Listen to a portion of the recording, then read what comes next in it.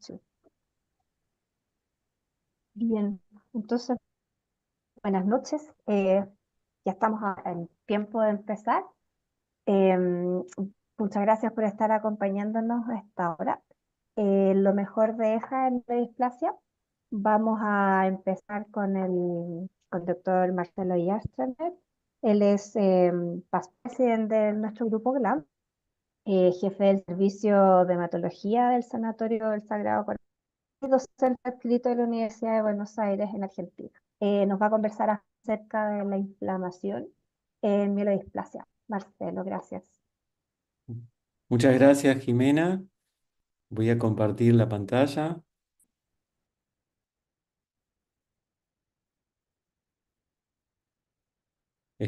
Se escucha, a ver si está bien. Se ve, Bueno, se escucha, Marcelo. ¿se escucha bien? Sí, perfecto. Bueno, perfecto. Ahí estamos. Bueno, muy buenas noches. Primero, quiero agradecer a los organizadores del Grupo Latinoamericano de Síndromes Mielodisplásicos. Gracias, Jimena, por la invitación. Vamos a hablar de un tema que podemos resumirlo en esta pregunta. ¿En cuánto influye la inflamación en la patogenia de los síndromes mielodisplásicos? La idea es contarles los trabajos más relevantes que tuvimos en el LIJA de este año relacionado con la inflamación como una parte importante de la patogenia. Entonces seleccioné 5 presentaciones, la del doctor Rachmaker, que habla del nicho inflamatorio, Platz-Baker habla de los nuevos targets en inflamación, la doctora Grorke habla de inmunomodulación, el doctor Cordasti habla de autoinmunidad y Maggioni hablando del lado inflamatorio de los síndromes mielodisplásicos. Antes de arrancar, sería bueno hacer una pequeña introducción de algunos conceptos y comentarles que el inflamosoma no es otra cosa que complejos proteicos localizados en el citosol y que actúa como sensores de distintas antígenos, de alarminas, como por ejemplo los DAMPs, que pueden venir de propios de proteínas anómalas del cáncer, de necrosis, de isquemias, de traumas. Y también lo que quiero remarcar es la piropoptosis, que no es otra cosa que apoptosis inducida por inflamación. Cuando hablamos de células en el sistema inmune, decimos que en el caso de los síndromes mielodisplásicos de alto riesgo, es importante remarcar que las células T-Rex, que son células de CD4 FOXP3, están incrementadas en, los síndromes mielodisplásicos de alto riesgo y que cumplen una función de inmunosuprimir la vigilancia oncológica.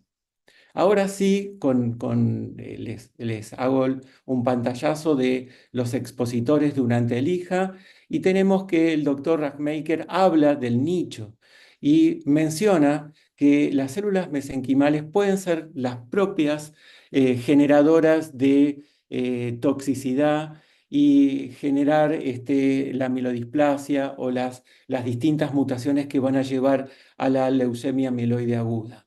Son muchas las publicaciones que apoyan esta hipótesis que el nicho es el propio inductor de la oncogénesis. Acá vemos cómo las células inflamatorias van a generar un microambiente genotóxico acompañados de distintas mutaciones que son las más recurrentes y que se necesitan de múltiples hits para ir ganando proliferación o estado proliferativo y llevar a la leucemia mieloide aguda. El doctor Platz-Baker habla de una medicina de precisión y hace mención a los distintos targets terapéuticos donde interviene la inflamación.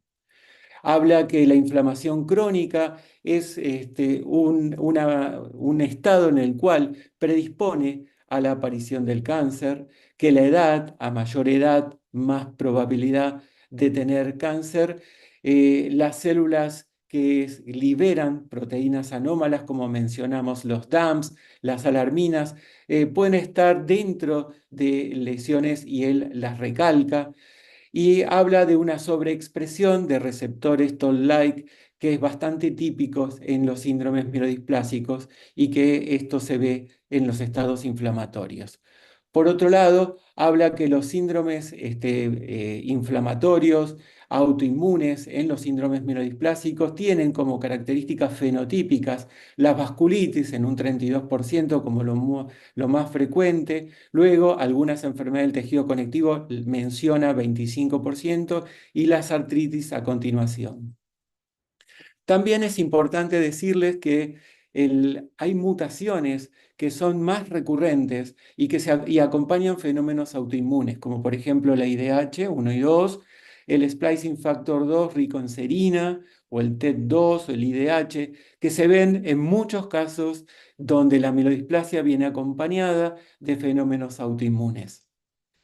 Es importante diferenciar lo que es autoinflamación de la autoinmunidad. Cuando el sistema inmune adaptativo no reconoce antígenos propios del organismo, están involucrando linfocitos T, B, a diferencia de la autoinflamación donde hay incremento de citoquinas como la interleuquina 1B o la interleuquina 1,8, que es lo más típico de observar y evaluar.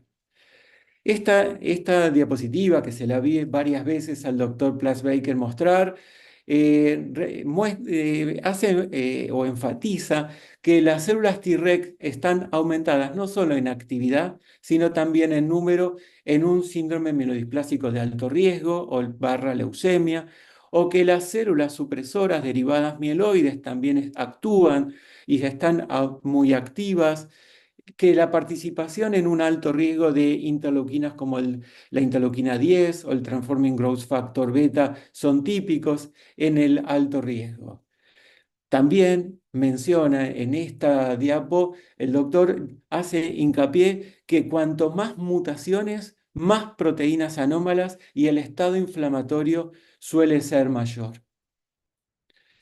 ¿Qué sucede en el síndrome 5-gumenos?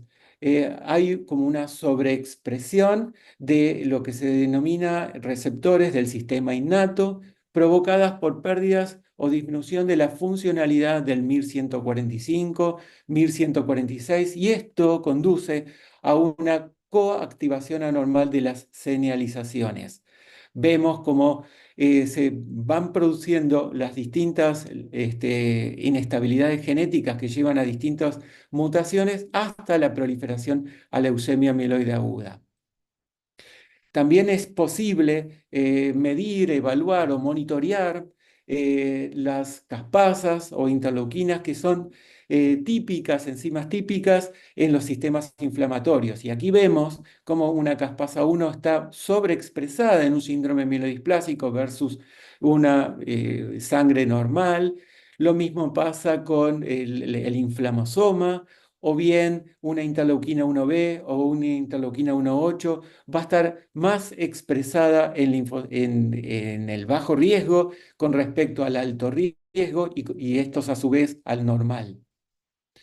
Por otro lado, esta diapositiva está orientada a mostrar los distintos targets posibles relacionados con la inflamación. Y acá vemos, como por ejemplo, utilizando anti-CD33 o anti-interleuquinas 1 o inhibidores del Toll-like receptor, son futuros target terapéuticos. Algunos están ongoing y los resultados, ya hay algunos resultados que son preliminares. También vemos que si podemos dosar alarminas S100, por ejemplo, en el síndrome 5-Q- vamos a encontrar valores muy altos relacionados con otro síndrome mielodisplásico y más aún si se trata de sangre normal. Ahora, si el paciente con síndrome 5-Q- está bajo tratamiento con lenalidomida y tenemos la posibilidad de evaluar alarminas como esta, la A9, vamos a ver cómo esta disminuye cuando utilizamos lenalidomida. También en el síndrome 5-Q- vemos un estado de hiperactivación donde el sistema innato está sobreexpresado, el P53 muy activo, hasta que se pierde su actividad y se produce lo que se denomina expansión clonal. Existen moléculas como el emabusartif, que es un inhibidor de IRAK4 del sistema inmune, donde sabemos que hay una sobreexpresión y que hay un aumento entonces en la actividad del NF-κB. El canakinumab es un inhibidor de la interleuquina 1B y que puede ser utilizado en estados de hiperinflamación, incluso el CHIP. Aquellos pacientes que tienen TET2 y se asocian con trastornos o eventos cardiovasculares mayores, lo que se demostró que con el canakinumab estos eventos cardiovasculares disminuyen de manera significativa. Con respecto al anakinra, es algo similar, un inhibidor de la interleuquina 1B que tiene posibilidad de ser activo. Ay, perdón.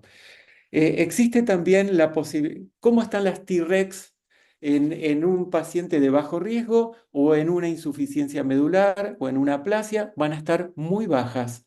Entonces, la posibilidad de hacer una infusión de Allo-T-Rex en pacientes con esas características pueden tener un beneficio y de tal existe ya ongoing fase 1 y esto lo mostró también el doctor Platz-Baker. ¿Qué pasó con los inhibidores de checkpoint asociados con ASA? No tuvieron mayor eficacia que el uso de ASA monodroga cuando se utilizó ipilimumab o nivolumab o pembrolizumab, etc. Por otro lado, los biespecíficos con anti-CD123 más CD3 ha demostrado una efectividad muy especial a tener muy en cuenta, que es en aquellos pacientes con mielodisplasia y TP53, donde la tasa de respuesta fue de 60 versus 40%. También este biespecífico, Vive-Cotamab, fue presentado y los resultados todavía no fueron publicados. Con el sabatolimab, un anti-TIM3 asociado con hipometilante, los resultados fueron de 58% de tasa de respuestas globales, pero la sobrevida no fue suficiente, no se alcanzó el objetivo primario. Con el magrolimab, es una molécula anti-CD47, las tasas de respuestas fueron muy altas, generaban mucha expectativa, pero lamentablemente la sobrevida no fue así. Lo mismo con el anti-CD123, talacotuzumab, que es un anticuerpo anti-natural killer, anti las células neoplásicas, y lamentablemente los resultados aún no parecieran ser muy favorables. Con los CAR-T. Con el tema CAR-T se están utilizando target con el CD3, CD33, el CLL1, el 123 y los natural killer G2D. Los resultados son todavía no hay resultados preliminares y son varios los CAR-T que están ongoing en estos momentos. Acá vemos cómo las células CAR-T híbridas pueden destruir una célula tumoral. Las tasas de respuestas en 12 pacientes evaluables globales fueron de 25%, con un síndrome de liberación de citoquinas de grado 3-4 en el 31% de los pacientes. La doctora Grorke menciona la inmunomodulación en síndromes mielodisplásicos y aplasias medulares.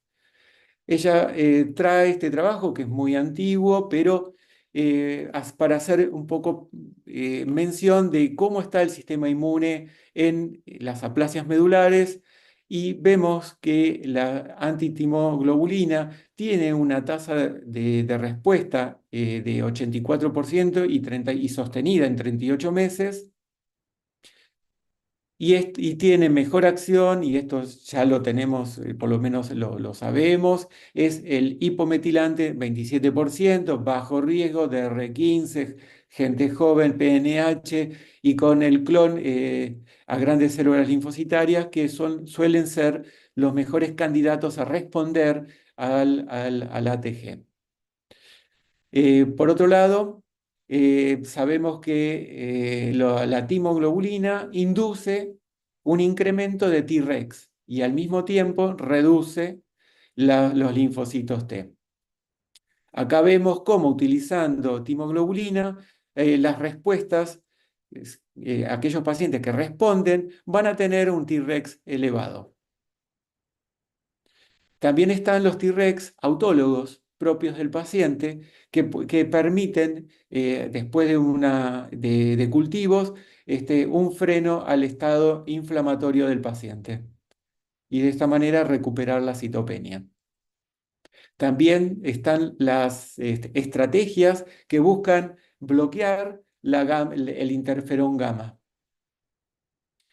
Ya mencioné el TIM3 que actúa sobre el sistema inmune adaptativo y el sistema inmune innato, pero los resultados del sabatolimab no han sido satisfactorios. VEXAS. Si estamos hablando de autoinmunidad, no podemos dejar de mencionar al síndrome de VEXAS, caracterizado por vacuolas, por un estado de alteración de la enzima E1, una mutación somática ligada al cromosoma X, donde interviene el gen UBA1.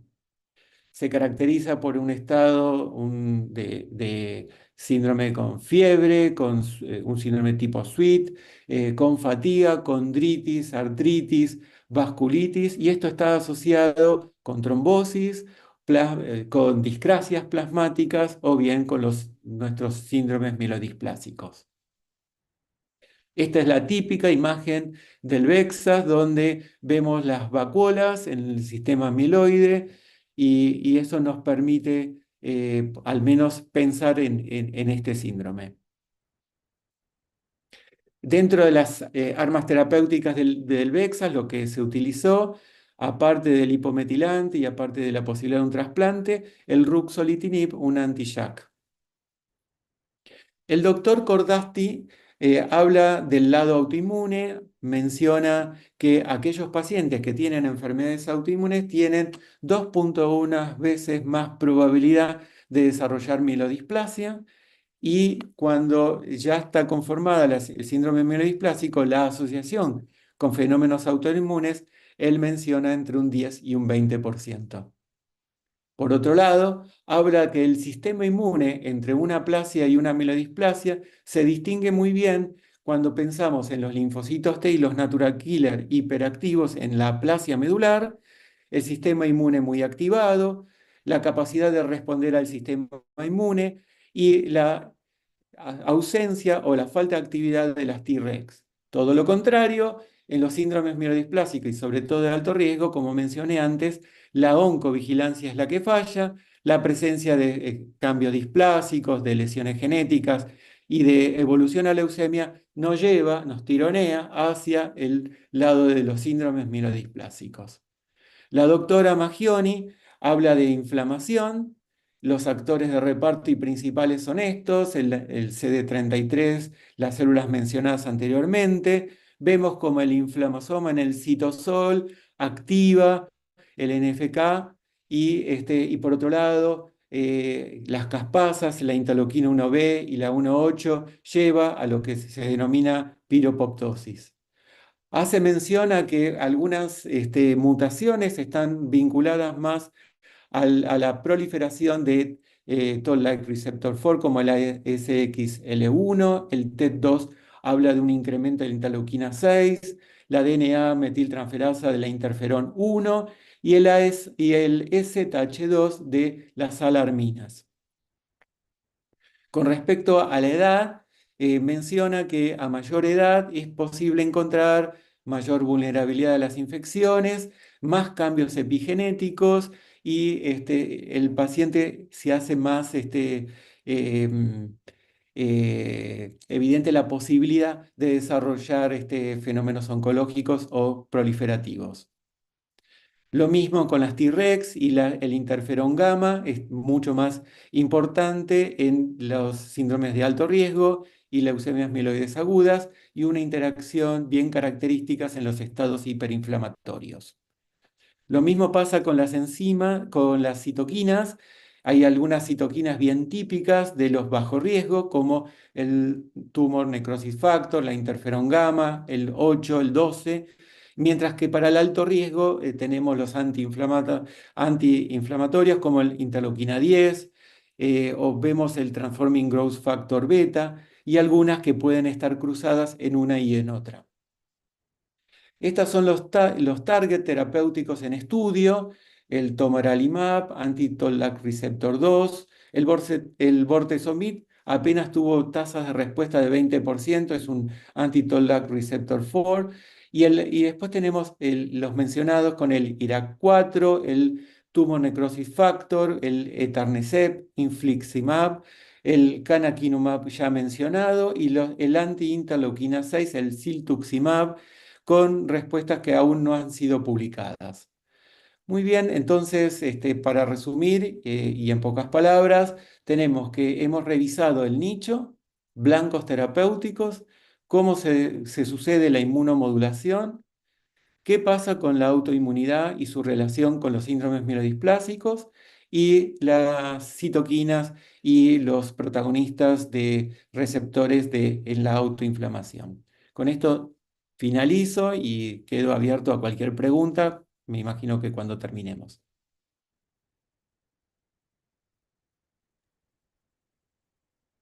Sí, muchas gracias, Marcelo. Súper interesante tu charla. Abre bastantes ventanas en términos terapéuticos y de seguimiento. Súper, súper interesante. Bueno, en honor al tiempo, entonces vamos a seguir con nuestras presentaciones. Ahora es el turno de la doctora Sofía Guillet. Ella también es past presidente del GLAM y además profesora agregada de la Universidad Académica de Hematología en Hospital de Clínicas, Universidad de la República de Uruguay. Y nos va a comentar acerca de anemia en mielodisplasia. Gracias, Sofía.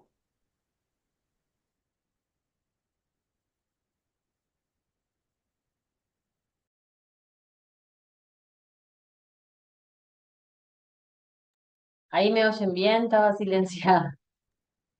Perfecto. Bueno, buenas noches.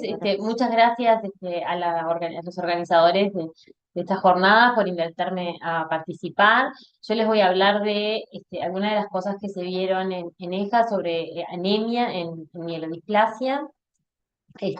Bueno, y para empezar, simplemente recordar o repasar uno de los algoritmos actuales para el tratamiento de la anemia en los síndromes mielodisplásicos, en general enfocada obviamente en bajo riesgo, ya que los objetivos terapéuticos en alto riesgo, si bien hay anemia, también son otros.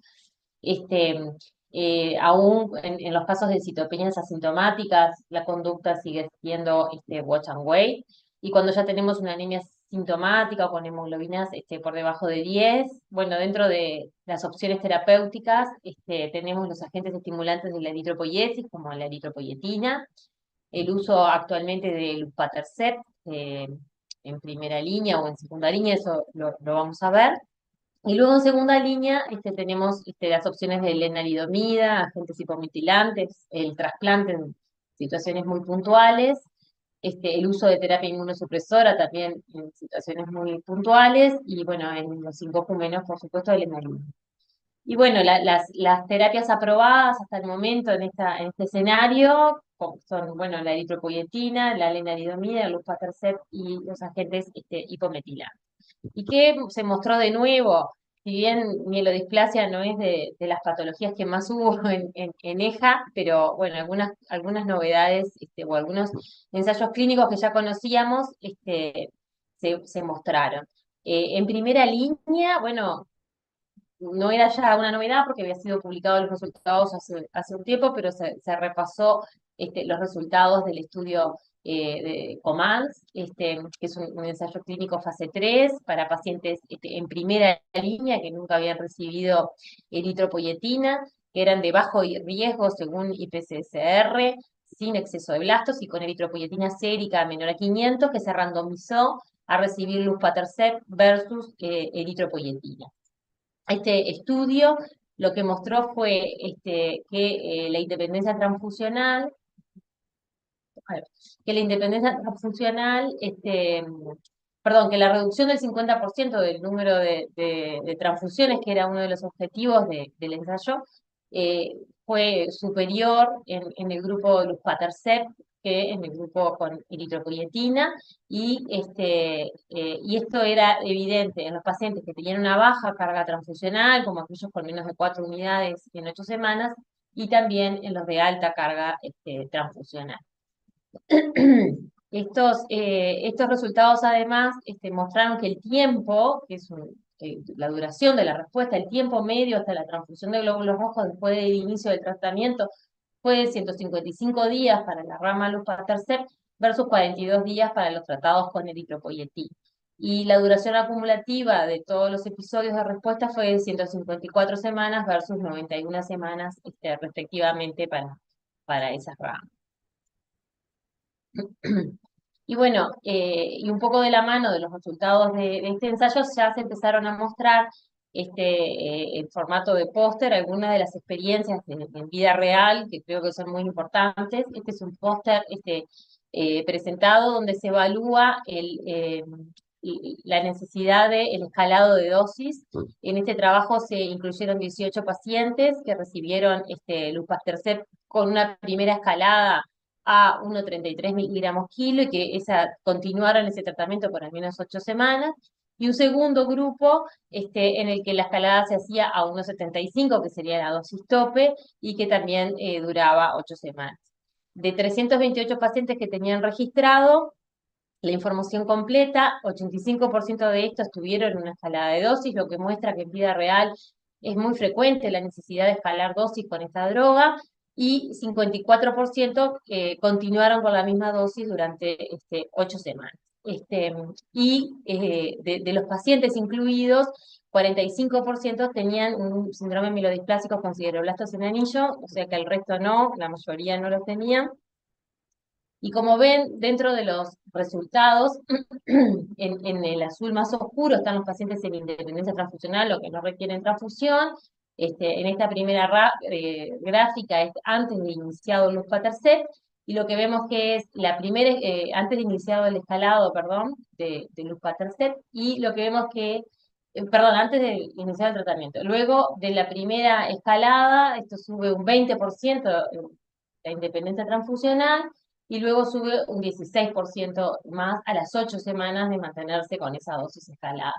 Y en la segunda escalada, a unos 75 miligramos kilo, se logra rescatar un 18% más de pacientes en independencia transfusional. Y en los pacientes que no estaban bajo dependencia transfusional y que igual recibieron luspatercept, lo que se ve acá es el incremento en los niveles de hemoglobina. Por lo cual, las conclusiones de este trabajo es que la mayoría de los pacientes logran independencia transfusional o la mantienen si no estaban en independencia transfusional, que el escalado de dosis logra la independencia transfusional mayor a 8 semanas en el 47% de los pacientes que estaban recibiendo transfusiones, y aumenta la hemoglobina en los que no estaban recibiendo. El segundo incremento de dosis logra 43% de independencia transfusional, por lo cual hay que subir las dosis, y se recomienda escalar la dosis en los pacientes con hemoglobina menor a 10. Esto es un poco del manejo práctico de luspatercept que creo que aporta. Otro de los pósters interesantes es este trabajo que muestra resultados derivados del estudio COMMANDS, que es la relación entre hemoglobina y calidad de vida. El objetivo de este análisis fue ver la relación que había entre la hemoglobina y la calidad de vida, con el objetivo un poco de definir cuál es el target de los niveles de hemoglobina.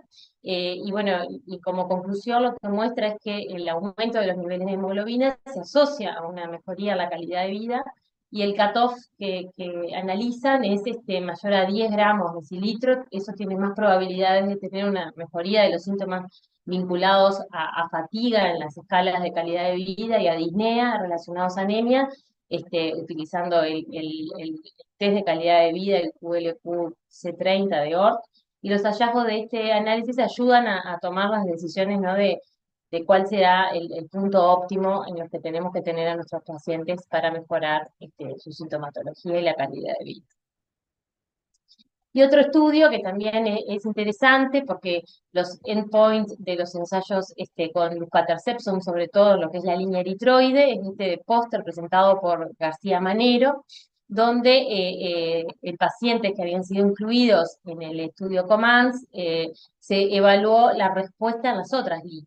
Y lo que se ve es que los pacientes que estaban con luspatercept tenían una mejoría por la rama control, que era EPO, no solo en la respuesta eritroide, que lo ya conocido, sino también una mejoría en los niveles de neutrófilos y en los niveles de plaquetas. Con disminución de las tasas de infecciones y sangrados en este grupo de pacientes. Eso con respecto al uso del luspatercept en primera línea, que creo que es un poco lo más novedoso. Con respecto a segunda línea, los trabajos que se mostraron, bueno, primero saber que ya sabemos que más o menos el 60 al 70% de nuestros pacientes con mielodisplasias van a perder sensibilidad a los agentes de la eritropoiesis, que los más usamos hasta el momento, y la duración mediana de respuesta en estos casos es de 18 a 24 meses. Hasta ahora las opciones que teníamos con tasas de respuestas discutidas o bajas a veces es el uso de la enalidomida más ESA, el uso de agentes hipometilantes, la terapia inmunosupresora para un grupo muy particular de pacientes, muy reducido de pacientes, y bueno, el luspatercept para los pacientes con síndromes mielodisplásicos, con sideroblastos en anillo, que son los resultados del estudio MEDALIS. ¿Qué cosas nuevas se mostraron en hija? Bueno, la doctora María Díaz Campelo mostró que los resultados de el Tercet con KER 050, los resultados del ensayo fase 2. Bueno, esta es una molécula que es un receptor soluble de la proteína activina, que lo que hace es bloquear la señalización de las activinas y de otros factores de diferenciación, miembros de TGF-beta, que lo que permite es favorecer la restauración de la hematopoiesis en general y la diferenciación de los progenitores. Este estudio está actualmente en la extensión, que tenía dos partes, una parte de escalamiento de dosis y actualmente está en la extensión. Se muestran como un corte de los resultados hasta el momento porque está en curso. Incluye los pacientes con mielodisplasia, tanto con sideroblastos en anillo o sin sideroblastos en anillo de riesgo bajo por RIPCS, y ahí incluye pacientes que no están en dependencia transfusional, también pacientes con baja carga transfusional, con alta carga transfusional, y de los dos tipos, con y sin sideroblastos en anillo. También incluye un grupo, una cohorte, la cohorte de pacientes con leucemia mielomonocítica crónica. El objetivo primario es seguridad y tolerancia, y los objetivos secundarios es la respuesta eritroide y la independencia transfusional. Y bueno, primero algunas características de la población, que creo que es importante. Esta población era una población de mal pronóstico para la respuesta, digamos, ¿no? Porque casi el 60% de la población son pacientes con alta carga transfusional, y la mayoría son pacientes con displasia multilínea, que sabemos que responden menos a estos agentes. Y con respecto a los resultados preliminares, lo que se ve es que las tasas de independencia transfusional a las 12 semanas, a las 16 semanas, de las 24 semanas, en toda la población, es del entorno del 38%, y como ven, si bien cae, obviamente, sigue siendo buena a las 24 semanas, y es bastante buena también en los pacientes con alta dependencia transfusional. Y si se subseleccionan a aquellos pacientes que tienen niveles séricos de EPO menores a 500, las tasas de respuesta son superiores. Y bueno, y duraderas, por lo menos en el corte hasta el momento. Y aquí se muestra la duración observada con esta droga de la independencia transfusional. Y bueno, la mediana aún no fue alcanzada, tienen una tasa de respuesta ongoing de 61.5%, y bueno, se estima que la independencia transfusional a las 24 semanas es de 68%, lo cual son muy buenos resultados. No les mostré todos los resultados, pero bueno, por razones de tiempo, como conclusión, la mayoría de los participantes son de bajo riesgo, pero que tienen, como les dije, alta carga de transfusiones y displasia multilínea, lo cual es una población difícil de tratar. La droga fue bien tolerada según los estudios de tolerancia. Se observaron respuestas hematológicas en el 56% de los pacientes y la independencia transfusional mayor a 8 semanas en el 41%, ya sea con o sin sideroblastos sin anillo. El análisis de los pacientes con EPO menor a 500 mostró mejoras en las respuestas en esta población, y también se hicieron estudios de calidad de vida y se demostró que la independencia transfusional mejoraba la puntuación de la calidad de vida. Y bueno, y con estos resultados preliminares estarían en situación de poder finalizar este ensayo clínico y avanzar en un fase 2, que sería, bueno, otra droga más para el poco arsenal terapéutico que tenemos en los síndromes neurodegenerativos. Otra de las drogas que se mostraron es imetelstat. Los resultados de este estudio lo presentó Valeria Santini.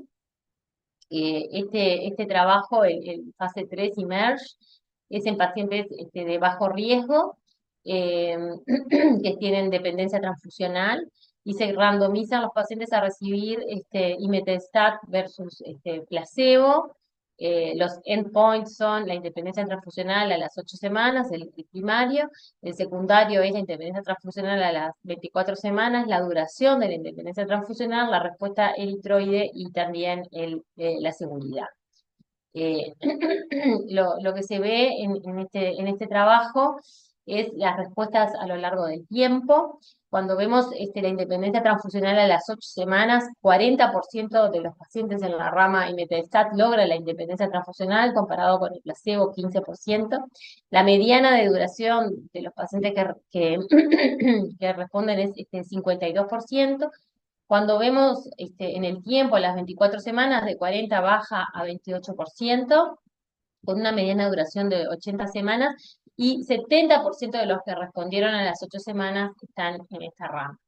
Y al año, que es un seguimiento bastante importante, 18% mantienen la independencia transfusional, 64% de los que estaban aquí, y la mediana de independencia transfusional fue de 132 semanas.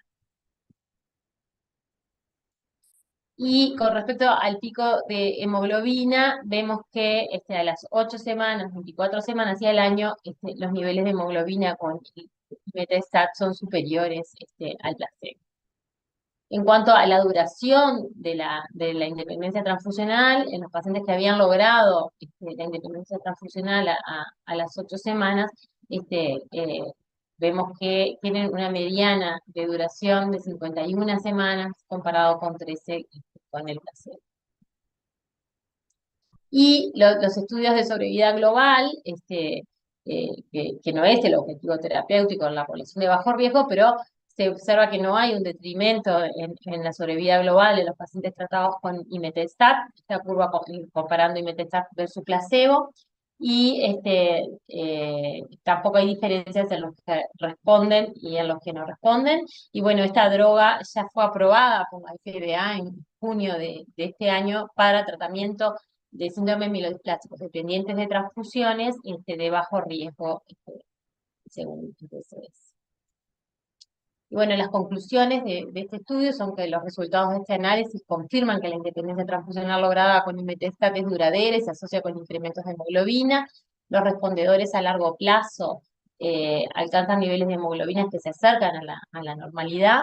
En esta población de mielodisplasias con alta carga de transfusiones, las tasas de independencia transfusional a las 8, 24 semanas y al año, concurrentes con un aumento de la hemoglobina mayor a 1.5, fueron significativamente más altas en el brazo imetelstat, y sabiendo que son pacientes de mal pronóstico de respuesta, quizás a futuro podamos ver cómo responden en otro grupo de pacientes de bajo riesgo.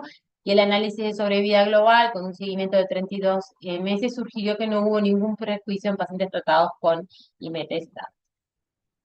Así que es una droga que todavía creo no la tenemos en ningún lugar de Latinoamérica, pero la vamos a tener para tratar a nuestros pacientes, esperemos, de bajo riesgo, que están bajo soporte transfusional y no responden a la primera línea. Y luego, esto lo voy a contar muy chiquito porque obviamente es más para pacientes de alto riesgo, El grupo francés de síndrome mielodiplásicos, Marie Sebert, presentó los resultados del ensayo IDIOM para ivosidenib en pacientes que tienen IDH1 mutado. Bueno, ustedes saben que los pacientes que tienen mutado IDH1 lo que hace es una ganancia de función para estas enzimas, que lo que hacen es acumular el hidroxiglutarato, y esta acumulación lleva a una desregulación epigenética. El porcentaje de pacientes que portan la mutación son bajos, en torno al 3%, y la mayoría de estos son de alto riesgo, ¿no? Por eso digo que voy a mostrar un poquito. Este es el primer inhibidor oral dirigido para IDH1. Ya está aprobado en Estados Unidos y en Europa para leucemia aguda mieloblástica, y recientemente se aprobó en Estados Unidos también para síndromes mielodiplásicos recaídos refractarios. Este estudio tiene 3 brazos, por eso lo muestro, es un ensayo fase 2, con 3 cohortes, 2 de alto riesgo, uno que ya de pacientes que habían fallado a ASA, de mal pronóstico, y otros pacientes que eran naive a ASA y a hipometilano. Y un tercer grupo que es con un N de 3 pacientes, porque no pudieron reclutar más, obviamente por la baja frecuencia de las mutaciones en pacientes de bajo riesgo, que es en bajo riesgo que hayan fallado a él. El ivosidenib se da oral en 500 miligramos día, en ciclo cada 28 días, bueno, y se evalúan las respuestas. Simplemente rápido, sin entrar en detalles, para los grupos A y B, que son los de alto riesgo, las tasas globales de respuesta son de 64 y 78. Parecieran que las respuestas en los pacientes naive a hipometilantes son importantes, 78 de respuesta global y 48 respuestas completas. Sin embargo, en el grupo que ya está recaído a azacitidina, las tasas de respuesta no son tan importantes. Y en la cohorte de bajo riesgo, que obviamente falta mayor reclutamiento, ya que son pacientes raros estos, hay 3 pacientes reclutados, de los cuales lograron la respuesta completa, pero bueno, son solo 3 pacientes, ¿no? Las conclusiones de este estudio es que ivosidenib es bien tolerado en pacientes de alto riesgo y en unos pocos pacientes de bajo riesgo. Se observaron respuestas significativas en todas las cohortes. En los pacientes de alto riesgo, recaídos refractarios, la duración de la respuesta fue corta y una pobre supervivencia global. Pero estos pacientes podrían ser una población diferente a la reportada previamente porque tienen una larga historia de terapia con agentes psicometilantes. Por lo tanto, ivosidenib representa una terapia bien tolerada y eficaz para estos pacientes que no tienen otras opciones terapéuticas hasta el momento. Y la tasa de respuesta de 78% con IVO en pacientes que no tienen tratamiento previo parece pueda llegar a ser algo alentador. Y bueno, para sacar conclusiones son muy pocos de los pacientes en la rama de bajo riesgo como para poder extraer conclusiones por el momento. Y bueno, y acá les muestro algunas de las fotos de los miembros del GLAM que estuvimos presentes en Madrid, en EJA, este año. Y bueno, quedo abierta para preguntas que quizás las hagamos al final.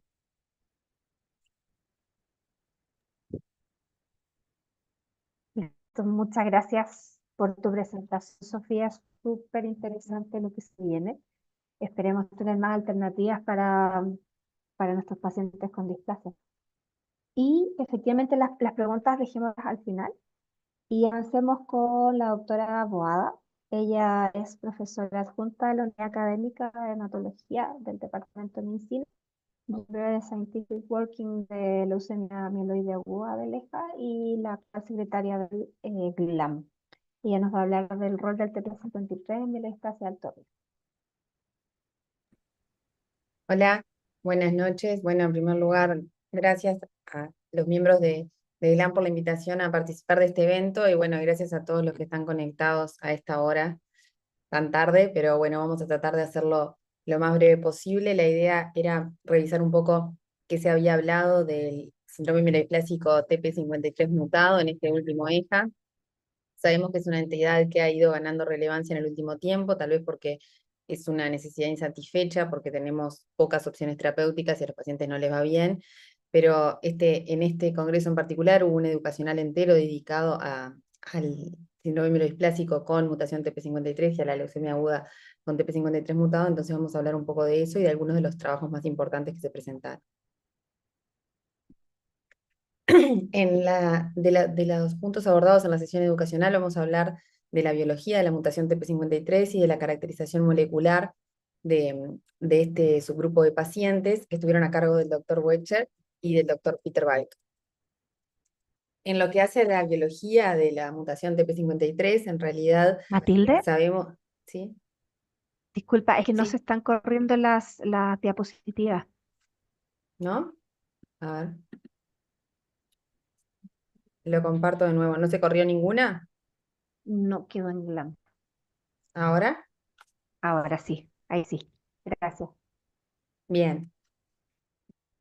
En lo que hace a la biología de la mutación TP53, se ha definido ya en el último tiempo que tanto los síndromes mielodisplásicos con mutación TP53 como las leucemias agudas con esta mutación constituyen una entidad particular, y esto tiene que ver con cómo evolucionan, con cómo responden a los tratamientos, pero también por su perfil molecular. En realidad se destacan por tener ausencia de la mayoría de las mutaciones drivers clásicas de los síndromes mielodisplásicos y de las leucemias agudas mieloblásticas. Casi la mitad de los pacientes tienen ausencia de otras mutaciones adicionales y tienen una alta relación con la presencia de cariotipo complejo y de cariotipo monosómico. En realidad, la presencia de la mutación en TP53 se ha asociado fuertemente con el pronóstico y, como dijimos, es una necesidad clínica insatisfecha porque no tenemos tratamientos adecuados que permitan mejorar de forma significativa el pronóstico de estos pacientes. ¿Qué pasa con el momento en que aparece la mutación? Hay ciertas discrepancias entre lo que ocurre con los tumores sólidos, donde la aparición de las mutaciones en TP53 son eventos tardíos, versus lo que pasa en las neoplasias hematológicas, donde se plantea que podrían ser un evento muchas veces iniciador y que puede estar presente en la hematopoiesis clonal. Entonces, en realidad, esto, si bien está basado sobre todo en modelos, existe esa discrepancia en el rol que tendría la mutación TP53 en cuanto a la evolución tumoral en las neoplasias hematológicas versus los tumores sólidos. En realidad, cuando vamos a hablar de qué tipo de mutaciones se encuentran, lo más frecuente es encontrar mutaciones missense, que van a ser más o menos el 80% de los casos. En realidad, estas mutaciones van a estar sobre todo en el dominio de unión al ADN, y en realidad lo que traen como consecuencia es la expresión de una proteína aberrante, que es la que va a tener esa actividad oncogénica. Existen también discrepancias sobre si existe una pérdida de función, que es más demostrada, o también existe una ganancia de función. En realidad, en esta presentación, el doctor Bocher mostró que los modelos experimentales no lograron evidenciar de forma efectiva, digamos, la ganancia de función, y en realidad esto es más bien una teoría como un modelo teórico, pero que en realidad no logró ser demostrado de forma experimental. Se plantea que al ser una mutación en un gen recesivo necesitaríamos lo que serían los dos golpes o double hit, pero también lo que se ha visto es que existe, como existe también en otras mutaciones, lo que es el dominant negative effect, que es en realidad el efecto negativo que hace la presencia de la proteína anormal, que en realidad se acumula a nivel celular de forma suprafisiológica y tiene una diferencia en la vida media con la proteína normal. Entonces, si bien se necesita la alteración en el segundo hit, vamos a tener cierta pérdida de la función cuando existe una sola alteración, y esto se va haciendo cada vez más significativo conforme va aumentando la carga alélica. En realidad, esta acumulación suprafisiológica de la proteína, que es producto de la mutación, ha llevado a plantear que podría haber un rol terapéutico en lograr la degradación proteica. También hay modelos que han demostrado la relación que se requiere para que se suprima la función, y entonces se plantea que se requiere que la proteína anormal esté 3 a 5 veces superior a la normal para que se pierda la función proteica normal. Lo mismo, el aumento de la carga alélica, o sea, el pasaje hacia la mutación bialélica lleva a que la pérdida gradual de la actividad vaya aumentando. O sea, vamos a tener que los pacientes que tienen una mutación, o sea, que tienen alteraciones a nivel de P53 que sean bialélicas, realmente van a tener una pérdida total de la función, mientras que los que tienen una presentación monoalélica pueden tener una funcionalidad parcial de la proteína que se va a ir perdiendo conforme va modificándose la configuración alélica. Estas diferencias entre la presentación mono y bialélica ha tenido muchas discusiones que vamos a ver a lo largo de la presentación, porque si bien hay trabajos que han demostrado una implicancia pronóstica de la presentación bialélica versus la monoalélica, hay otros que no lo lograron evidenciar.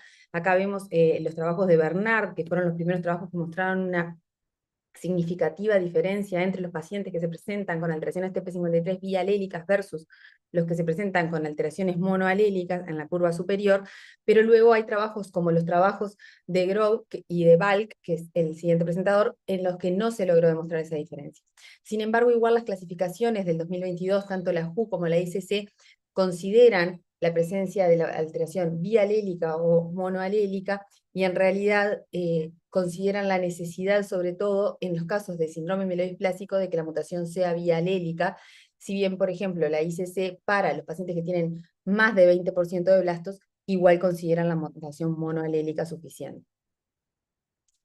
En cuanto a las implicancias funcionales de la presentación mono o bialélica, se ha relacionado con que esto difiere en cuanto a la capacidad de expansión clonal, de acumulación de daño genómico y de transformación leucémica.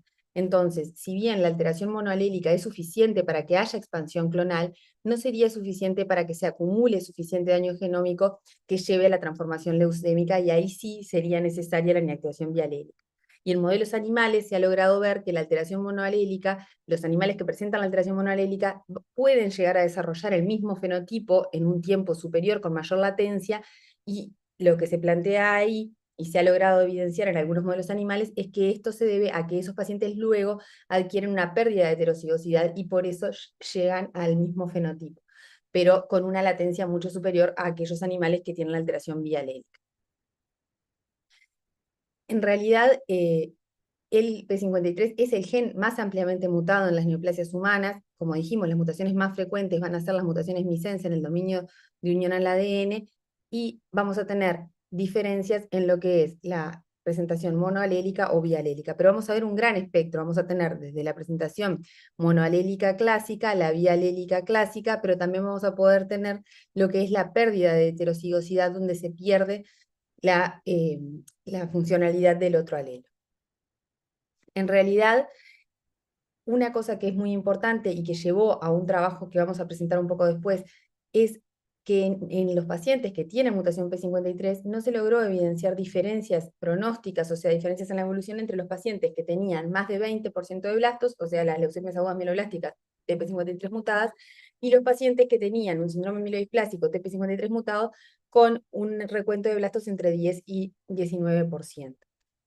En realidad, esto llevó a plantear si constituyen una entidad diferente los síndromes mielodisplásicos con exceso de blastos TP53 mutados y las leucemias agudas mieloblásticas TP53 mutados, y por eso se desarrolló este ensayo, este estudio que lideró Tim Grove, que vamos a mostrar a continuación. Este estudio en realidad incluyeron 230 pacientes que tenían síndromes mielodisplásicos TP53 mutados con exceso de blastos o leucemias agudas mieloblásticas TP53 mutados. Se evaluaron los tipos de mutaciones presentes, y concordante con lo que está en la bibliografía, las mutaciones más frecuentes fueron mutaciones missense ubicadas en el dominio de unión al ADN, y también se evaluó si estas mutaciones estaban se presentaban de forma monoalélica, que eran aproximadamente un cuarto de los casos, o bialélica, que eran 3/4 de los casos. En realidad, lo que vieron cuando compararon las dos cortes, que era la corte de síndromes mielodisplásicos con 10 a 29% de blastos versus la corte de LAM, no había diferencias significativas en las características de los pacientes, en lo que era la edad, sexo, recuento de blancos, tampoco en el citogenético, en el perfil citogenético de los dos grupos. Tampoco había diferencias en la caracterización molecular de los pacientes que correspondían a la corte de SMD y la corte de leucemias agudas mieloblásticas, las mismas proporciones de mono y bialélica, el mismo tipo de mutaciones en TP53, el tamaño de los clones, y la presencia de mutaciones concurrentes tampoco mostró diferencias significativas. A su vez, lo más importante fue que vio ausencia de diferencias clínicas moleculares, pero también de los resultados. O sea, en lo que era la sobrevida global no se logró diferenciar la sobrevida de los pacientes con síndromes mielodiplásicos TP53 mutados con exceso de blastos y la sobrevida de los pacientes con leucemia aguda mieloblástica TP53 mutada. Otra cosa que se evaluó fue el impacto de la carga alélica, sobre todo para ver lo que había pasado, si se podía reproducir lo que había pasado en los pacientes con SMD, particularmente del trabajo de Bernard, y lo que se vio en este trabajo es que no se evidenciaron diferencias en cuanto a la evolución si los pacientes tenían alteraciones mono o bialélicas. Esto fue concordante con el resultado de TASI, que era en un subgrupo de pacientes con leucemia aguda mieloblástica, y que en realidad esto es lo que tomó en cuenta la ICC cuando consideró que para la leucemia aguda mieloblástica no era necesario que la alteración fuera bialélica. Pero por otro lado era discordante con lo que planteaba el trabajo de Bernard, que sí mostraba una gran diferencia entre la presentación monoalélica y bialélica en pacientes con síndrome mielodisplásico. En realidad, los autores plantean que esto puede deberse a que el trabajo de Grove, en el que también, obviamente, un autor principal es Peter Balk, incluía solo pacientes con síndrome mielodiplásicos de alto riesgo con exceso de blastos, mientras que el trabajo de Bernard era un trabajo con un N importante, pero que incluía pacientes con síndrome mielodiplásicos de alto, pero también de bajo riesgo, y que eso puede haber llevado, o sea, que la inclusión de pacientes de bajo riesgo puede haber implicado esta diferencia entre la presentación monoalélica y bialélica. Ahora, otro punto que se ha discutido mucho es la frecuencia alélica, el VAF, de los pacientes con TP53 mutados, y si esto tiene una implicancia pronóstica. El trabajo de Short, publicado en 2020, había mostrado y había establecido un punto de corte en un VAF superior a 40%, que había visto se relacionaba con un pronóstico más adverso respecto a los pacientes que tenían un VAF menor a 40%. Sin embargo, en este trabajo se evaluaron diferentes puntos de cortes que van desde 5% a 50% sin evidenciar que esto tenga implicancias en el pronóstico. Ahora, ¿qué pasa con la relación con el cariotipo complejo? Dijimos que estos pacientes que tienen LAM y síndromes mielodisplásicos con exceso de blastos TP53 mutados tienen muy alta frecuencia de citogenéticos de cariotipos complejos y monosómicos, y en realidad en esta corte del trabajo de Grove eran un 80% de los pacientes que tenían un cariotipo complejo. Estos sí vieron que en realidad la presencia de cariotipo complejo se asociaba con la presencia de alteraciones bialélicas, porque en realidad ya lo definía como bialélico, y además esto sí se relacionaba con la sobrevida, y en realidad también incluso no solo en el global de la población, sino también dentro de los pacientes que llegaban a un trasplante, que eran los pacientes que tenían un beneficio en la sobrevida, también les iba peor a los pacientes que, a pesar de ir al trasplante, tenían un citogenético complejo. Lo que se llegó a plantear en este trabajo es que existirían como 3 subgrupos pronósticos. Los pacientes que tienen la mutación TP53 y citogenético complejo, o sea, ambas situaciones conjuntamente, que serían los pacientes de peor pronóstico.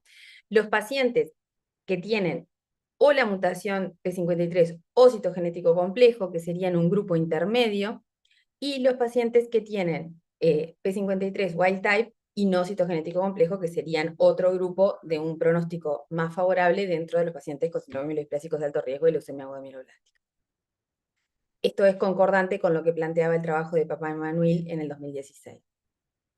En cuanto a la profundidad de la respuesta, lo que vieron es que en realidad, independientemente del tratamiento recibido, había bajo porcentaje de pacientes que lograban una respuesta profunda, y que 3/4 de los pacientes con TP53 mutado persistían con enfermedad mínima residual positiva, evaluada por NGS, pero que esto no impactaba significativamente en los resultados. O sea, dentro de los pacientes, dentro de esta corte de pacientes de altísimo riesgo, que eran los pacientes con LAM y síndrome mielodiplásicos de alto riesgo, TP53 mutados, lograr o no la mínima residual negativa no tenía una implicancia en el pronóstico.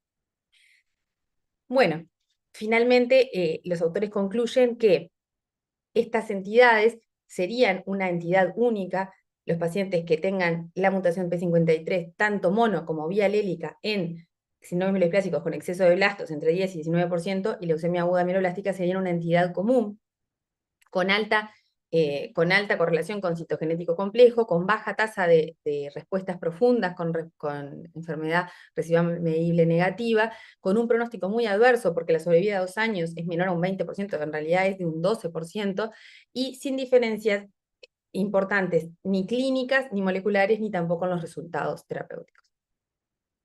Bueno, pasando ahora a lo que son los trabajos que me parecieron más significativos vinculados a los pacientes con TP53 mutados que se presentaron en este EJA, vamos a hablar particularmente de 3 trabajos, 2 pósters que se presentaron y una presentación oral, un trabajo que tiene que ver más con la patogenia, con la dinámica de las mutaciones en la evolución de la enfermedad, la presentación, que fue una presentación oral del doctor Salman, del ensayo clínico en Haynes, y un ensayo fase 1B que se presentó como póster de una nueva molécula que vamos a nombrar al final.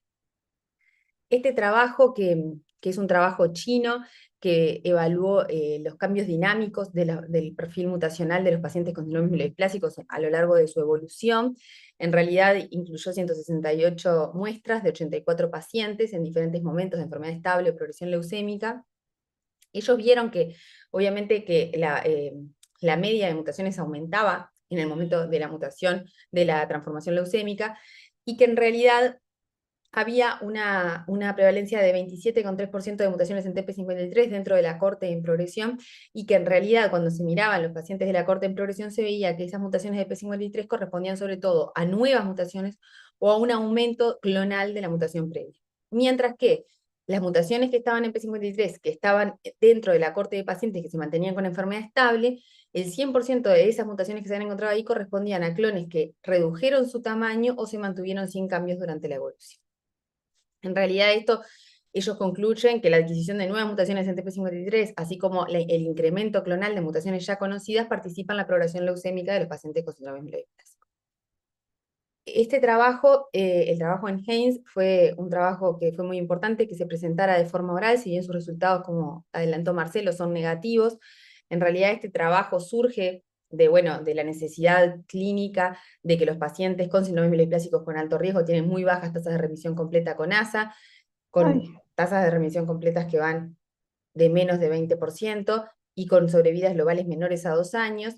A su vez, el desarrollo de magrolimab como un nuevo anticuerpo monoclonal que está dirigido contra el CD47, que como dijimos, que como sabemos es una molécula que vendría a ser la señal "don't eat me" de las células tumorales, que impide la acción de los fagocitos sobre estas células.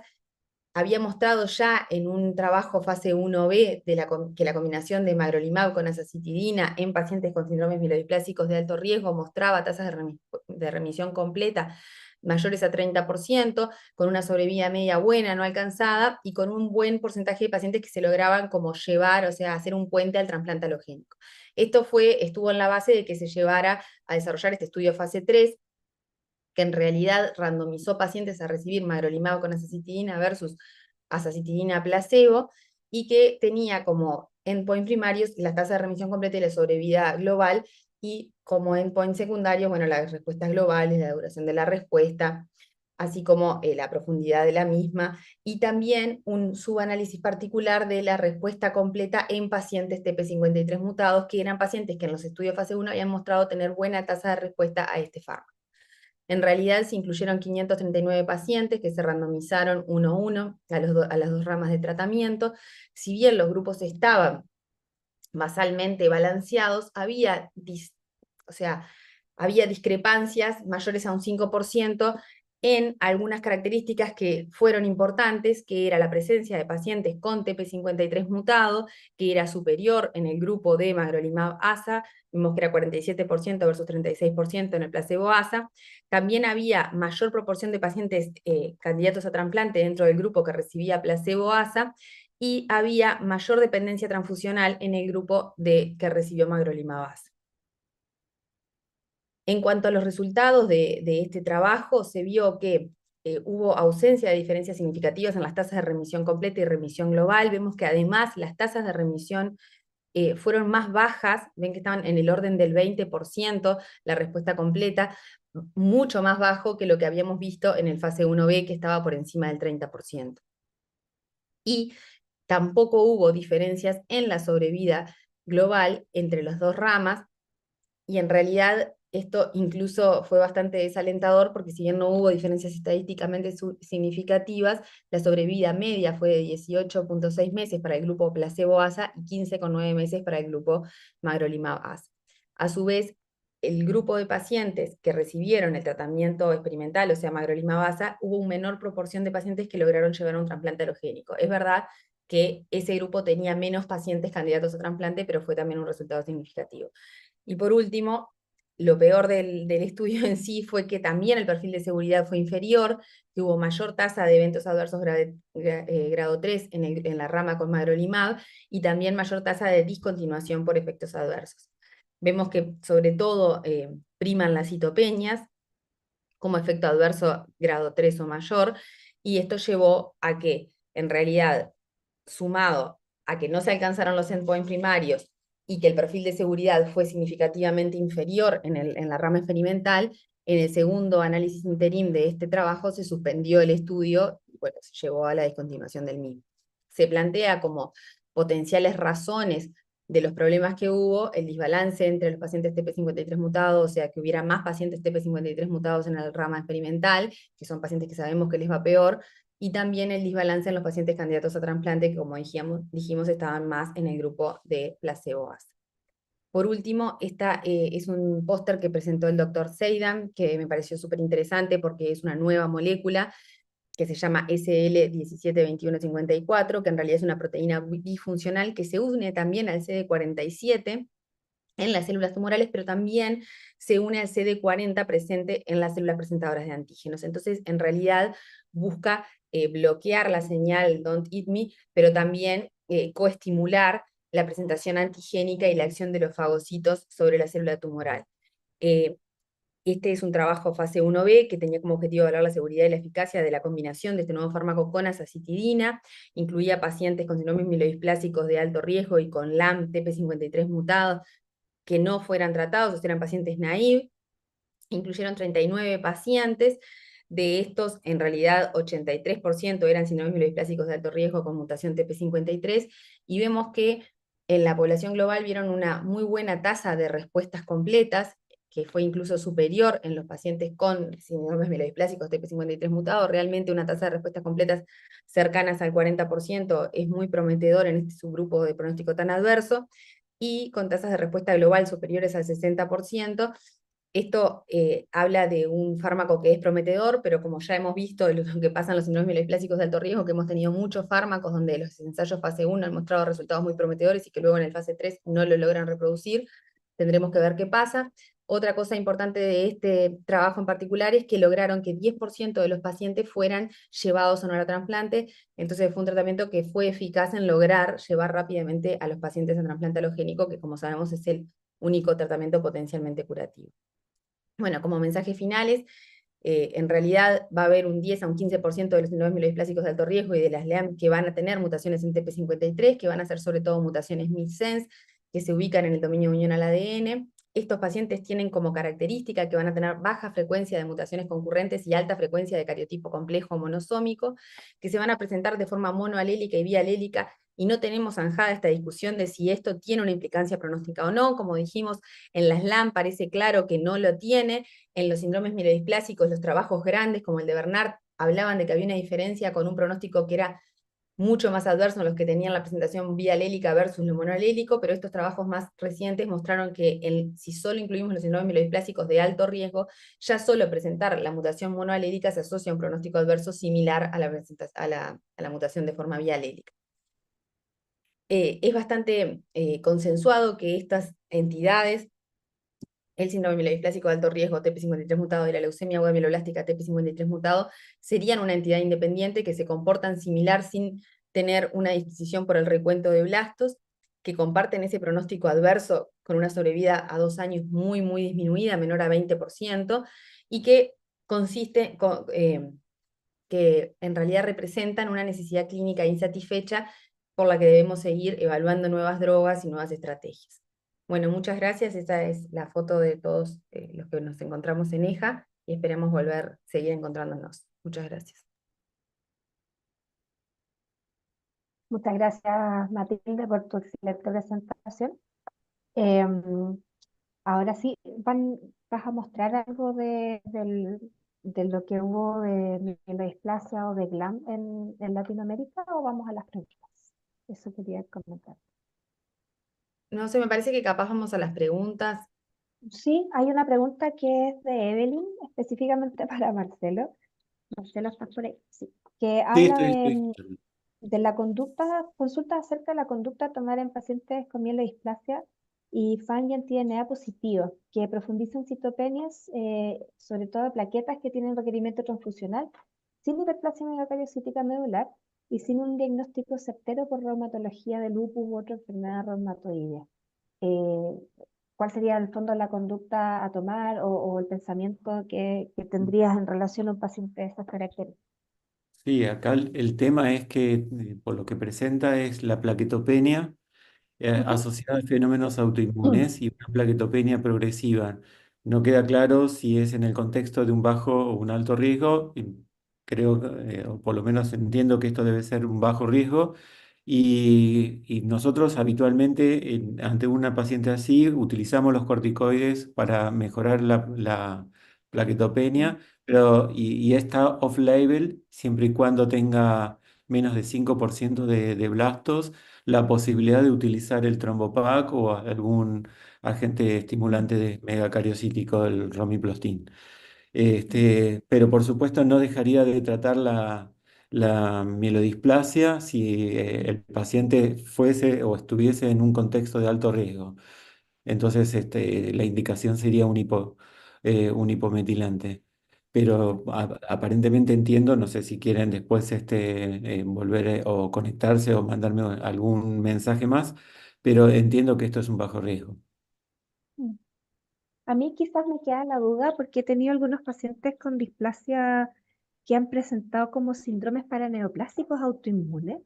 Ujú. Em, Pueden ser PTI, algunos neurológicos y que en realidad después de mucho dar vueltas terminé tratando la displasia, eh, como asumiendo que está activa la enfermedad con este paraneo sin cumplir también los criterios de alto riesgo como por score, digamos, sino que más bien por la presentación clínica. No sé si has tenido alguna experiencia parecida. Sí, sí, es bastante frecuente que no cumplan los Mm, criterios, por ejemplo, de un lupus o de una enfermedad del tejido conectivo, pero sí tenga elementos de tipo vasculíticos o lesiones exacto. ulcerosas, pero que no lleguen a tener todos los criterios. Y eso Mm, acompaña al fenómeno de autoinmunidad que es asociado con mielodisplasia. claro. El más frecuente de todos es la vasculitis, como les comenté, y ya son varios los autores que expresan que es lo que más se ve. Súper. Y yo quería preguntarle a Sofía si ustedes en Uruguay, Sofía Matilde, en realidad tienen disponible, perdón, si tienen disponible los tercer y han visto un poco lo que se reflejaba en estos estudios que han tenido que ir escalando dosis en la medida que los pacientes van avanzando o se mantienen más bien en dosis estable. En realidad, en Uruguay no lo tenemos fácilmente accesible, pero sí tenemos pacientes tratados que hemos logrado acceder, poquitos, y sí, el escalado de dosis, nuestra poca experiencia que tenemos con Matilde en nuestra policlínica, hemos tenido que hacerlo para obtener respuesta. Marcelo también contaba que tiene Sí, algunos pacientes y que algunos, ahí tenemos una paciente que no respondió y llegamos a dosis techo, y otra que Mm, sí, en general, lo que presentó, por ejemplo, la doctora Campelo es que ellos, el ujú, 17% de todos los pacientes tuvieron que ajustar la dosis e ir subiendo, pero al contrario de lo que se ve en el FISIN, que es el trabajo del Real World del grupo italiano, ellos tenían más del 50% de los pacientes que tuvieron que ajustar la dosis y llegar hasta el máximo que es 1,75. Pero sí es bastante habitual. mm. Eh, ahí está Juan que Juan tiene. Serrano tiene la manito levantada. Hola, ¿cómo está? Buenas noches a todos. Hola. Excelente conferencia, ¿verdad? Muchas gracias a todos por su participación, brillante en general. Unos comentarios, un par de preguntas. Sí, da la impresión que con los Pastel estamos viendo lo que viene a futuro. Lo muy interesante los ensayos que hay, que se proponen. Hay un estudio, no me llega el nombre ahorita, que está comparando en forma randomizada, ya iniciar en la dosis mayor, o sea, no hacer el escalamiento, sino directamente ir a los 1.75, tomando en cuenta todo lo que han mencionado Ujú. todos ustedes, comparado con la dosis estándar de inicio. Eso es muy interesante, ese está ongoing. Y lo otro es el uso de los pasteurizantes en fase más temprana de enfermedad, como dicen, vamos a decir, salteando o bypassando el uso de eritropoyetinas, porque estamos esperando que el paciente sea primero tratado de eritropoyetinas, refractario a las mismas, para después empezar a usar. Entonces, parece que la tendencia a ver por los subanálisis que hay de Medalis y del mismo Command, parece que el uso de la droga en forma más temprana, más precoz, se vio mejor perspectiva en el outcome de los pacientes. Entonces, eso está interesante, eso están dando también, pues, y de verdad que sería meritorio ver, bueno, hasta curso el próximo año, me imagino, estos resultados. Y lo otro que me pareció también brillante de este congreso fue los aspectos de que ya se están hablando de combinaciones. Hay también, hay protocolos que están planeándose combinar lupa con EPO de entrada, y ahí es donde yo le quiero tomar la palabra a Marcelo. O sea, la parte de inflamación que hemos visto, estas moléculas que están canimicumab y los hilo de 84, que parece que realmente no hay mucho chance de respuesta en la clínica real, pues en la práctica clínica, en los estudios como se perfilan, no han sido tan espectaculares resultados, realmente ha sido bajo. Es que yo plantaría y te pregunto a ti, o sea, ¿no sería mejor estos ensayos verlos a futuro en combinación con agentes? O sea, como, o sea, digamos, terapias multimodales, o sea, que combinen el manejo, digamos, inmune con el manejo también de metilación, con el manejo de, digamos, de ataque, pues, a telomerasa, en fin. O sea, ya se está hablando un poco de eso que me llamó la atención cuando antes ha sido un poquito equivo el tema. ¿Qué Mm. opinan ustedes? ¿Quieren empezar ustedes? ¿Quieren que te hago el comentario yo? Mira, con respecto a la combinación de azacitidina o de alguna otra droga con los antiinflamatorios o interleuquina 1, hay bastantes ensayos ongoing, pero como vos decís, los resultados no fueron espectaculares y solamente hay mejorías como mencioné en la charla, de eventos cardiovasculares severos. Eso sí está bien demostrado, pero no en cuanto a resultados relacionados con la evolución del síndrome mielodisplásico. Después tengo para comentarte, si querés, el tema de incrementar la dosis y arrancar con una dosis alta. No sé si, Sofía, querías comentar vos eso. Empezar directamente con una dosis más alta. Justamente el FISIM, que no se presentó ahora en la ELEJA, pero viene al caso lo que vos preguntás. Ellos proponen en pacientes con alta carga transfusional arrancar con una dosis más alta. Pero eso es obvio que es una propuesta y no es para nada un resultado ni tampoco un objetivo del trabajo. Y es verdad lo que vos decís, que cuanto antes empiece el luspatercept pareciera ser tan eficaz como cuando ocurre con la eritropoyetina. Perdón, los dejo para Matilde o Sofía si quieren hacer algún comentario.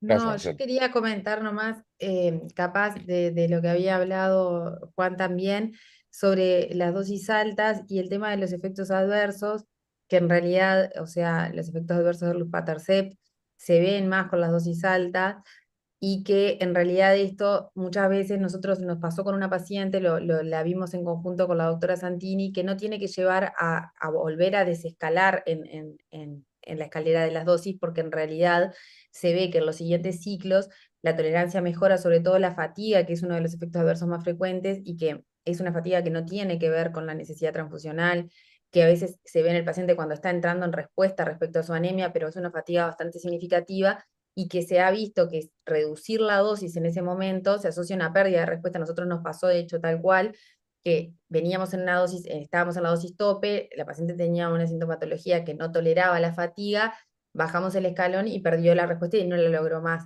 y en realidad la doctora Santini nos decía que era importante cuando uno está haciendo la escalada de dosis, si es un efecto adverso que se puede mantener, o sea, aguantar los primeros ciclos porque después empieza a mejorar la tolerancia al fármaco y que cuando reducís Mm, rápidamente el paciente pierde la respuesta. tal cual, tal cual. La fatiga Perfecto, sí. sobre todo se ve en los primeros ciclos y después se va reduciendo y es como que se va adaptando. En realidad, Y capaz cuando que, Perfecto. conversamos, perdón, perdón, no, dale, no, solo no, dale, agregar, dale, dale, dale, dale, dale. no, solo agregar a lo que dijo Juan, del uso de estas drogas en primera línea, que capaz que hay que buscar cuál es la población que más se beneficia, ¿no? Sobre todo en nuestros países donde la accesibilidad a las drogas no es sencilla, son fármacos caros. Entonces, bueno, si uno mira el subanálisis, el análisis por grupo del COMAND, los que más se benefician en primera línea son los sideroblastos en anillos y los, obviamente, SP3 B1 mutados. Entonces, si bien cuando analizas el conjunto total de la población lo ponen como global, quizás sea ese un subgrupo donde tenga más rendimiento gastar el dinero en una droga que pueda tener impacto en el paciente. Claro, Eh, pero bueno, es verdad que los ensayos muestran eso, pensando un poco en la lógica de cómo los podríamos utilizar en nuestros países, quizás el grupo que más se beneficia, que es ese subgrupo sí. en primera línea, hablando. Sí, impera un uso racional, lógico, claro. Y también hay Hay una cosa un... de eso de la primera, perdón, No, no, no, no, no, no, no, adelante. que del trabajo de primera línea también está el tema de si esos pacientes después van a responder o no a la EPO o a los agentes estimulantes de la eritropoyesis una vez que fueron expuestos a los Patacercept y que estuvieron un tiempo con tratamiento, porque sí hay evidencia de que los pacientes refractarios a agentes estimulantes responden a los Patacercept y no hay evidencia de lo otro. Entonces también eso me parece que tiene que tener un lugar cuando uno decide, si bien la evidencia a favor de primera línea es importante, tampoco es una cosa sumamente significativa, pero me parece que considerar que tener un agente al que van a responder después no es menor. El doctor David Valcárcel presentó un póster muy lindo que viene justamente a lo que vos estás diciendo, Matilde, que en primera línea, es decir, el COMANS, el Luspatercept mostró un 80% de tasa de respuesta entre respuestas completas y respuestas parciales, y después aquellos pacientes que fallan se pueden rescatar un 20%. Es decir, que de ellos con eritropoyetina. Y lo comparó con el protocolo en segunda línea, donde las tasas de respuestas empezando con eritropoyetina rondan alrededor del 50%, pero se podían rescatar un poquito más también con luspatercept. Entonces, en segunda línea se rescataban. Así que ese sería el panorama como uno de los trabajos de esta hija, ¿no? Que fue Sí. un póster de... Ujú. Así que bueno, eso. Ahora ya IMET tiene aprobación FDA desde junio, pero yo no oí decir si en Europa estaba ya en plan, o sea, para la fecha más o menos, todavía no tenemos fecha ya, ¿verdad? Creo que todavía no está, pero no estoy seguro. Ok, interesante también. Bueno, muchas gracias, ¿verdad? Por último, si querés, Jimena, Bueno, comentamos un sí, segundito lo de la por propuesta.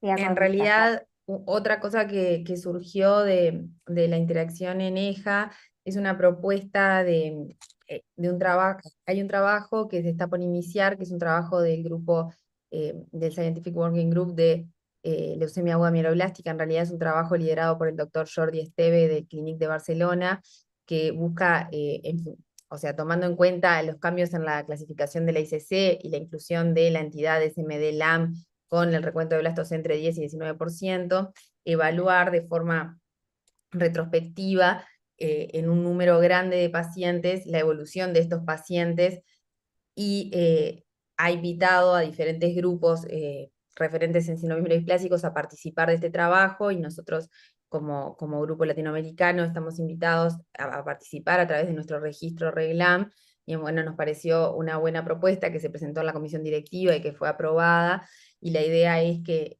en un plazo próximo podamos estar participando de este trabajo. Hay que ajustar algunos detalles, sobre todo de los datos que se requieren y bueno, digamos, la concordancia de los datos que tenemos en el registro, pero la idea es poder participar del registro del trabajo del grupo de leucemia aguda mieloblástica y del doctor Jorge Este. Sí. No, muy interesante esa propuesta. Yo creo que nos va a aportar bastante en conocer y poder hacer las diferencias también entre los distintos grupos étnicos, participar en cosas más globales. Em, no sé si hay alguna otra consulta, yo creo que ya estamos en la hora. Eh, bueno, les quiero agradecer, Marcelo, Sofía, Matilde, por sus presentaciones súper buenas, los resúmenes. Abre bastantes alternativas en términos de conocer un poco más las mielodisplasias, de ver cómo seguirlas, cómo tratarlas, y incluso de lo que hablaba Matilde, un poco el impacto que podría haber en las próximas clasificaciones que se hagan respecto a las TP53 principalmente. Así que, nada, pues muy agradecido de las personas que nos acompañaron hasta esta hora. Eh, y bueno, yo creo que hasta aquí lo dejamos. Muchas gracias a todos y nos